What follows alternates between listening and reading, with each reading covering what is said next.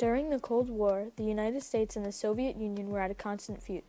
In the middle of the Cold War and after the Cuban Revolution led by Fidel Castro, Cuba, who was once a United States ally, began to make contact with the Soviet Union. This sparked the Cuban Missile Crisis of October 1962, a 13-day standoff between the United States and a Cuban and Soviet Union tag team. The United States started this feud by trying and failing to attempt an overthrow of Fidel Castro's reign in Cuba. This failed invasion was called the Bay of Pigs invasion. After this attempt of the United States, Cuba sought out help from Nikita Khrushchev and the Soviet Union. Cuba wanted defense, so they reached an agreement with the Soviet Union to plant missiles aimed at the U.S. in order to prevent any further attempts for invasion. This was very similar to Jupiter missiles the United States planted in Turkey in case of a Soviet invasion.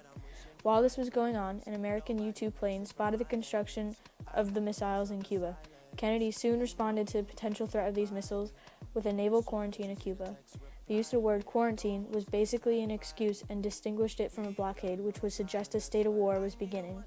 Kennedy soon contacted Khrushchev and asked for peace. They reached an agreement, and Khrushchev promised to remove the missiles as long as the United States didn't invade Cuba.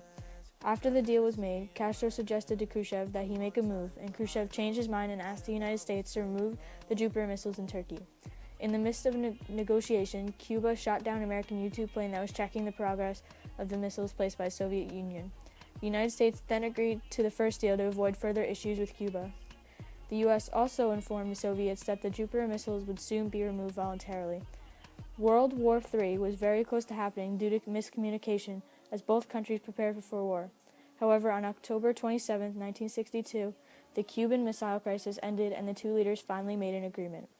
The final plan was for the Soviet Union to remove their missiles from Cuba and for the United States to remove their missiles from Turkey, avoid invading Cuba, and dismantle the blockade surrounding Cuba.